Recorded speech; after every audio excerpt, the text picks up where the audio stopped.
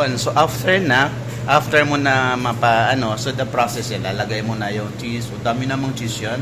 Tapos yung galing good shepherd na ube, lagay mo na sa loob. And then, ganyan. So, i-close mo siya talaga. Maayos. Yan, ganyan.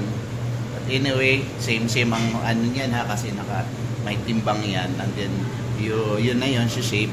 Anong tawag dito? Breadcrumbs, no? Something. Parang ganon. So, ngayon, saka mo na siya ngayon. For example, this one, igaganyan mo na siya. See?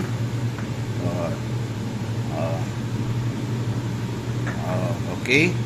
And then, after that, ganyan mo na, dito mo na sa ilalagay. Alright?